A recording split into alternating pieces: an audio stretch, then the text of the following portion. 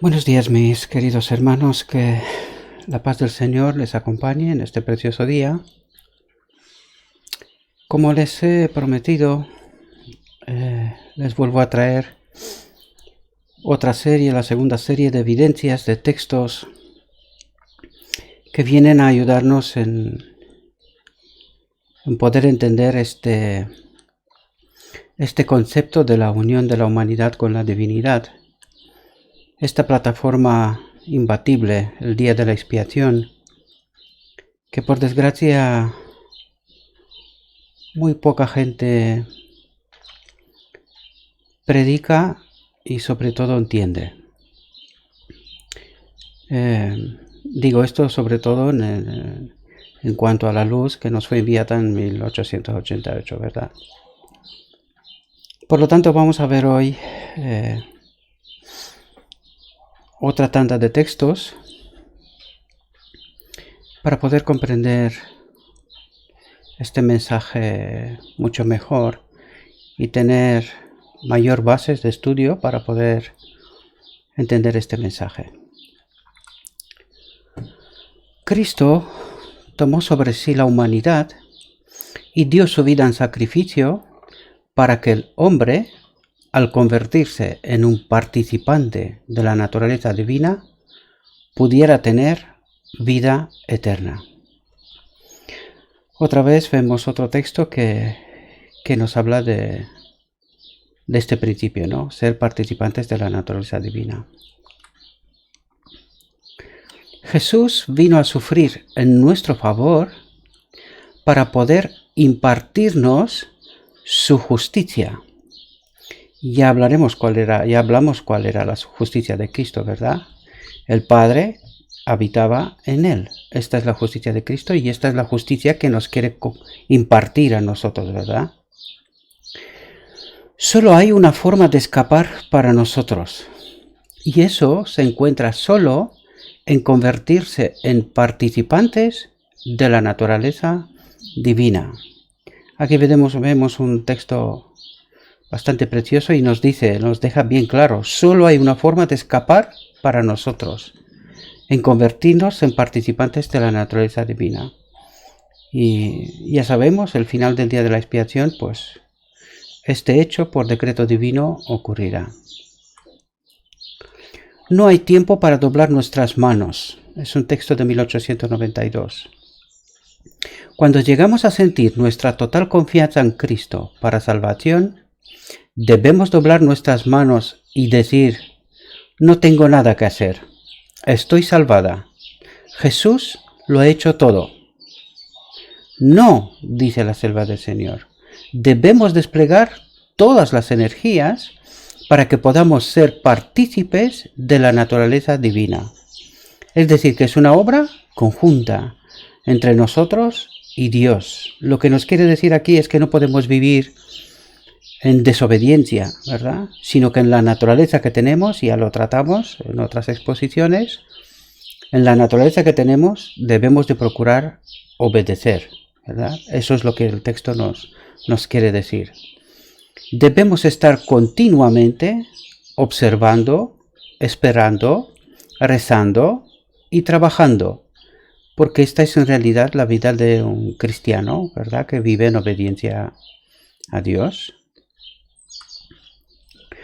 La importancia de la fe simple e implícita. Debemos dar un testimonio vivo al pueblo, presentando ante ellos la simplicidad de la fe. Y creo que este es un asunto que no logramos entenderlo, ¿verdad? Lo explicamos en otra reflexión y quiero apuntarlo aquí. Es que la fe, lo que Dios ha preparado para nosotros como salvación, lo entienden hasta los niños. Y desgraciadamente nuestros teólogos están en una pelea tremenda sin comprender este asunto que no es tan complicado. Es sencillo. Pero hay alguien que está trabajando para que lo compliquemos tanto y que la gente normal que no lo entiendan, ¿verdad? Debemos tomar a Dios por su palabra y creer que hará lo que ha dicho. Si nos castiga, es para que podamos ser partícipes de su naturaleza divina. Otra vez encontramos el principio, ¿verdad? Corre a través de todos sus diseños y planes para llevar a cabo una santificación diaria en nosotros, ya lo comentamos antes, vivir en obediencia, ¿verdad? No deberíamos ver nuestro trabajo, no presentaremos a los demás su deber, el privilegio que tienen de crecer en la gracia y en el conocimiento de Jesucristo, ¿verdad? Participantes de la naturaleza divina. Es nuestro privilegio ser partícipes de la naturaleza divina, habiendo escapado de la corrupción que existe en el mundo a través de la lujuria. Dios ha declarado claramente que requiere que seamos perfectos. Y este es el requerimiento, ¿verdad? Este es el propósito, que seamos perfectos, como Adán fue creado perfecto, ¿verdad? Y debido a que Él requiere esto, ha hecho provisión para que seamos participantes de la naturaleza divina, que es lo que pasa al final del día de la expiación, ¿verdad? Esta es la provisión que Dios ha preparado para nosotros. Solo así podemos tener éxito en nuestra lucha por la vida eterna. El poder es dado por Cristo a todos los que lo recibieron. Les dio poder para convertirse en hijos de Dios.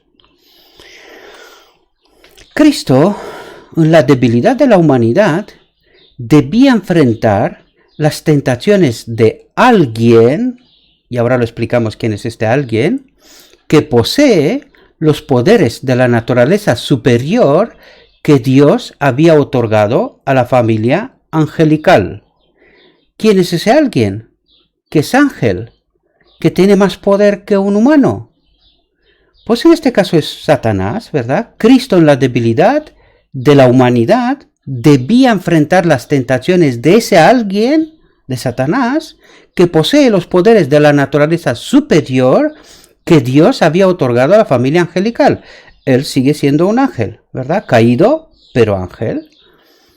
Pero la humanidad de Cristo estaba unida a la divinidad. Y esta es la clave. Esta es la clave. Que Cristo estaba unido a la divinidad. El propósito de Dios se cumplía en él. Y con esta fuerza soportaría todas las tentaciones que Satanás podía traer contra él. Y aún así mantendría su alma sin mancha del pecado. Y este poder, para vencer, lo daría a cada hijo e hija de Adán. ¿Entendemos? Es decir, Él nos hará como a Él, ¿verdad? Humano, divino, la humanidad, la divinidad combinada, ¿verdad? En perfecta armonía, que aceptaría por fe los atributos justos de su carácter, ¿verdad? La transcripción de la ley, lo que dijimos nosotros, ¿verdad? Pues esto es, los atributos justos de su carácter, eso es la transcripción de la ley, ¿sí?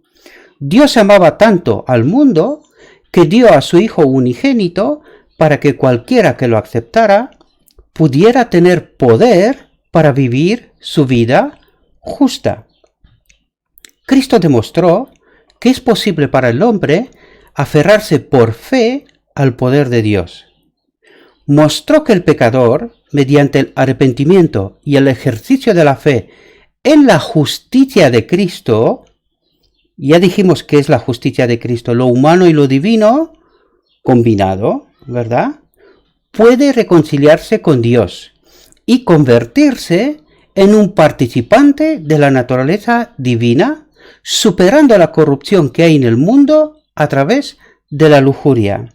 Otra vez encontramos el principio, ¿verdad? ¿Qué es lo que Dios pretende hacer en nosotros también? Por eso Cristo es nuestro ejemplo, ¿sí? Desde toda la eternidad, Cristo se unió al Padre, y cuando tomó sobre sí la naturaleza humana, todavía era uno con Dios. ¿Lo entendemos? Porque eso pretende hacer con nosotros, que también seamos uno con Dios a través de la naturaleza divina, ¿verdad? Que el propósito de Dios, que lo estudiamos en reflexiones anteriores, ¿verdad? Él es el vínculo que une a Dios con la humanidad. Entonces, como los niños son participantes de carne y hueso, Él también participó de la misma, es decir, se hizo uno como nosotros. Solo a través de Él podemos llegar a ser hijos de Dios. A todos los que creen en Él, les da poder para convertirse en hijos de Dios. Así, el corazón, cuando leemos corazón en la Biblia, habla de la mente, se convierte en el templo del Dios viviente. ¿Entendemos? Así, la mente, lo voy a decir así para que lo entendamos, se convierte en el templo del Dios viviente. El propósito de Dios, ¿verdad? Aquí lo volvemos a ver una vez más confirmado, ¿no? Es porque Cristo tomó la naturaleza humana que los hombres y las mujeres se convierten en participantes de la naturaleza divina. Él trae vida e inmortalidad a la luz a través del Evangelio. Solo el creyente en Cristo puede recibir la vida eterna. Solo alimentándonos continuamente de la carne y la sangre de Cristo, podemos tener la seguridad de que somos partícipes de la naturaleza divina. Nadie debería ser indiferente sobre este tema diciendo, si somos honestos, no importa lo que creemos. Y eso es lo que mucha gente cree, ¿verdad? Vive conforme a eso. Si somos honestos, no importa lo que creamos. Pero fijaos lo que nos dice. No puedes entregar con seguridad ninguna semilla de verdad vital para complacerte a ti mismo o a cualquier otra persona. ¿Entendemos? Debemos de estar seguros en lo que nosotros creemos, no en lo que otros procura hacernos creer. ¿Verdad? No trates de evitar la cruz.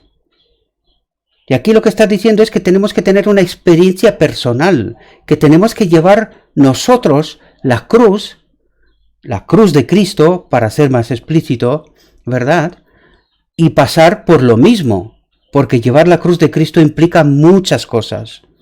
No es para nada un camino de rosas, tampoco es un camino imposible. Pero no es un camino de rosas, ¿verdad? Si no recibimos luz del sol de justicia, de Cristo, no tenemos conexión con la fuente de toda luz. Y si esta vida y esta luz no permanecen en nosotros, nunca podremos ser salvos. Es un asunto serio, ¿sí? Cada uno de nosotros será tentado. Nuestra fe será probada al máximo. ¿Qué es el tiempo de angustia? Pues es nuestro propio desierto, queridos. Es la experiencia de Cristo, los 40 días en desierto. Y en él habitaba el Padre. Pues esa experiencia vamos a tener nosotros. Recordad, hemos hablado de esta reflexión, en el tiempo de angustia nosotros vamos a estar sellados. Por lo tanto, allí seremos tentados y nuestra fe será probada al máximo. Por lo tanto, la pregunta es, ¿cómo debemos llegar nosotros a este momento? ¿Desprevenidos? ¿Sin preparación? ¿Sin tener una conexión viva con Dios? Pues si pensamos que es así como vamos a llegar, pues es un error. Y en ese tiempo, lo primero que no creo que vamos a estar sellados, para empezar, ¿verdad? Y cuando seremos probados, no resistiremos. Por lo tanto, debemos de tener cuidado. ¿Cómo entendemos nosotros el Evangelio? ¿Qué es lo que requiere de nosotros Dios? Debemos tener una conexión viva con Dios. Debemos ser partícipes de la naturaleza divina. Entonces, no seremos engañados. ¿Entendemos? Si no llegamos a este momento siendo sellados, seremos engañados. Pero si llegamos a ese tiempo con la preparación que requiere, entonces seremos sellados, seremos partícipes de la naturaleza divina, tal como Dios nos la prometió, porque está en su palabra. Esto no es un invento de hombres, ¿verdad? Entonces no seremos engañados. ¿Os dais cuenta cuál es el requerimiento? ¿O cuál es el requerimiento? Por los artificios del enemigo, y escaparemos de la corrupción que hay en el mundo a través de la lujuria. Y aquí, mis queridos, os traigo un texto que creo que es importante. Quería decir fundamental, pero hay quien procura copiar, ¿verdad? Y utilizar mis palabras de una manera que no es correcta. Pero bueno, cada uno sabe lo que quiere que se escriban en el cielo al lado de su nombre, ¿verdad? Porque tenemos que no olvidar que en el cielo hay unos libros donde todo se apunta, ¿verdad? Pero creo que este es un texto importante y que deberíamos de profundizar en él, ¿verdad? Vamos a leerlo. La fe en una mentira no tendrá una influencia santificadora sobre la vida o el carácter. ¿Entendemos lo que nos está diciendo? La fe en una mentira no tendrá una influencia santificadora sobre la vida o el carácter. Y eso quiere decir que llegaremos al día, al final del día de la expiación, sin la preparación necesaria, porque hemos creído una mentira. ¿Entendemos? Ningún error es verdad. O puede hacerse verdad por repetición o por fe en ella. ¿Verdad? Hay quienes se empeñan en repetir una y otra vez cosas que no son verdad. Por eso es necesario que nosotros estudiemos por nosotros mismos, que no confiemos en nadie, por mucho que alguien lo repita una y mil veces. Asegurémonos, hermanos, no pongamos nuestra salvación en manos de nadie. Eso es peligroso. La sinceridad nunca salvará a un alma de las consecuencias de creer un error. Y eso pasará al final del tiempo, queridos. Que al final del tiempo, muchos que han creído una mentira se volverán en contra de sus diligentes porque no serán salvos. Y porque los han predicado una y mil veces una mentira. Por lo tanto, tenemos que tener muchísimo cuidado lo que creemos. Porque a mí me da igual lo que predique quien predique. Lo que realmente es importante es qué es lo que creo yo, basado en el estudio en el cual lo he hecho yo mismo, ¿verdad? Puedo escuchar a todo el mundo. Puedo escuchar y debo de escuchar a todo el mundo. Pero debo de escoger lo que es la verdad de mi propio estudio personal. No puedo creer y aceptar una mentira por mucho que se repita. ¿Comprendéis?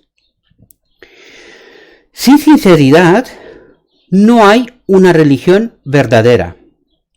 Pero la sinceridad en una religión falsa nunca salvará a un hombre.